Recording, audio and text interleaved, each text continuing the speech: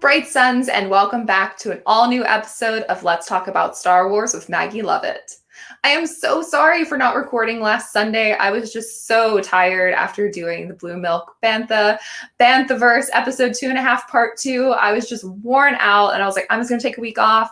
I had TIFF to look forward to, and so I was like, I just need my rest. But I'm back and I have so much to talk about, and I cannot wait to share all the fun things with you. So since the last time I was here, I have seen Star Wars Visions. Now, I'm still technically under embargo. You will just have to wait until my full review comes out on Wednesday, but I can share a few things like I shared over on Twitter when the embargo lifted for social media reactions. I love it. I had so much fun watching the episodes, and I actually had a favorite that I think was the one that I was not like the most excited about, which just goes to show you like the thing that you're not excited about always ends up being the thing that like sneaks up on you and surprises you. But I have a big fear of rabbits. So like Jackson is terrifying to me. So when I saw that there was going to be like an anthropomorphic rabbit in a Star Wars short, I was like, not sure about that. But I ended up absolutely loving Lop and Ocho, and I cannot wait for everybody to get to see that on Wednesday, because I think there's just so much in that story and so much in all of the stories, all of the 9 stories in Star Wars Visions that are just so neat, and I cannot wait for everybody to see them and share their thoughts. I'm almost done with reading Star Wars Ronin, which comes out in a little bit, and I also can't wait to see everybody's reactions to reading that. There's just so much good Star Wars on the horizon. Of course, we just had the High Republic show on Thursday that revealed all of the gorgeous covers for the upcoming books. And in particular, we have the Martian Row comic book by Charles Soule. And that cover was just... I have so many questions about why he has a very ironic hero kind of essence on that cover. You have the dark, stormy sky, and he's standing there on this like cliff with a lightsaber drawn, and his hair's billowing and his cape's billowing, and there's rain, and it has a very like romance cover vibe to it that I am very here for.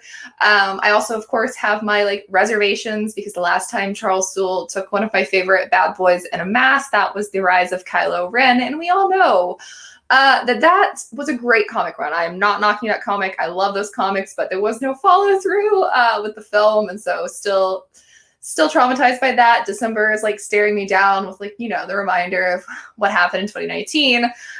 But I am so confident in what the High Republic authors have planned that I don't think they'll hurt us too badly. They'll hurt us, but like it'll be a good hurt. And I'm very excited for that.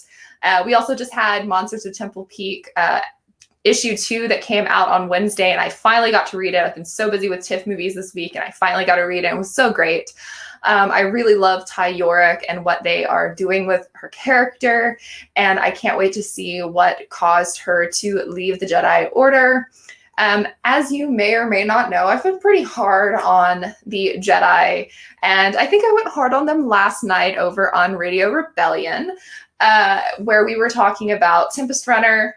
So be sure to check out that episode. It is live on YouTube, and it was really fun to talk about Lorna D all over again, because I just absolutely love the Tempest Runner. I mean, it's fair to say I love everything High Republic. I am like a giant High Republic fangirl at this point, and I love it. I love being a fangirl of the High Republic. But that brings me to something completely not related to the High Republic, but to just Star Wars in general, to the prequel era, to the original trilogy, to all of those good vibes of the oldies and the goodies.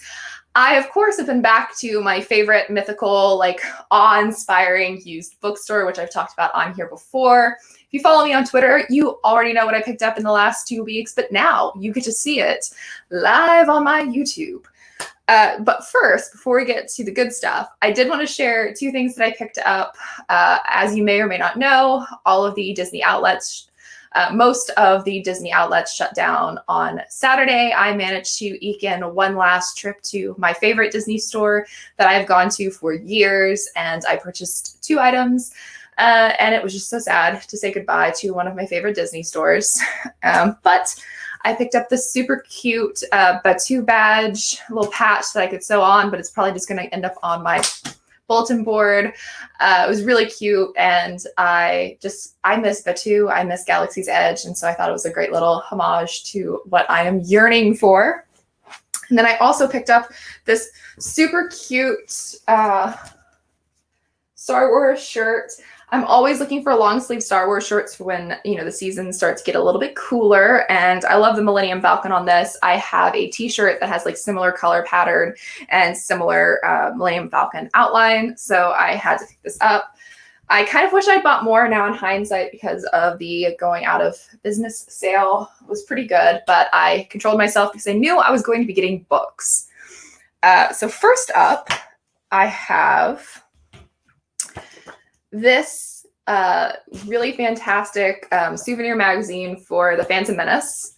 It is absolutely filled with like all sorts of gorgeous photos from the set. Has some really fun little like sound bites from George.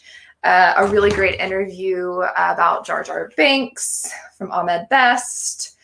Just lots of fun little like, this was a souvenir, like talking about pod racing and Qui-Gon Jinn and just a lot of fun little things. And I could not resist picking this one up.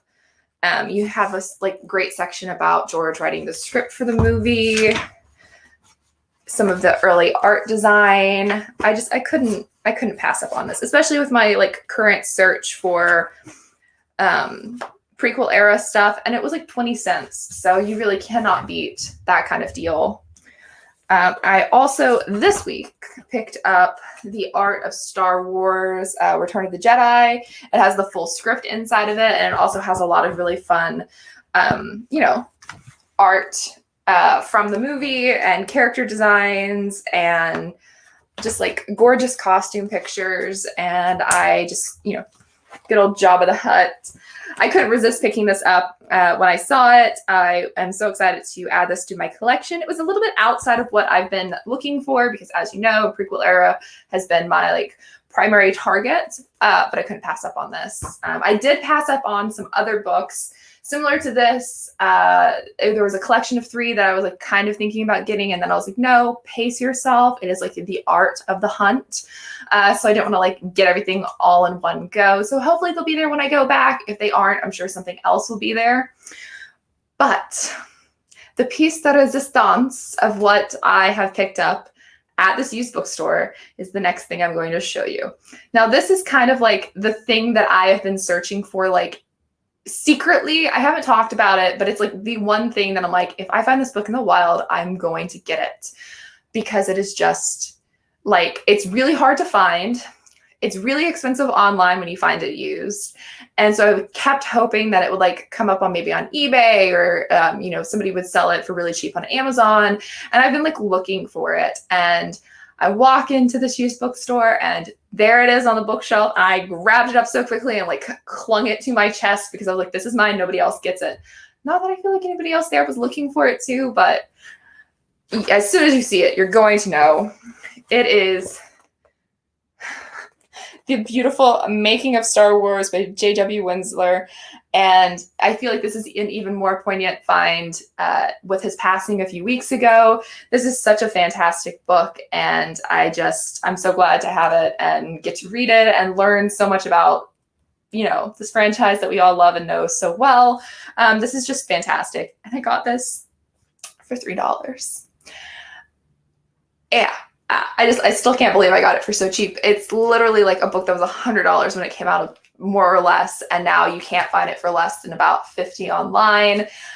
I'm so happy to add this to my collection of Star Wars memorabilia. My bookshelf is getting overwhelmed, and that is a good thing in my opinion. So I'm just so excited about this one. Yeah, it makes me so happy. And then I also picked up something else. Like I'm not much of a model maker. I did build a few rockets and launch them when I was a kid, but I've never I love Legos, but like at a certain point I kind of stopped doing Legos. Like I got kind of fussed, it's very fussy, very like tiny work. And that's like not a me thing. But I saw this at the used bookstore and I had to get it. It is a Master Models Millennium Falcon. It has all of the components to build your own Millennium Falcon model, which I am going to build at some point. I just have to find like the time to do it. And I am so excited. It's like a foot tall Millennium Falcon.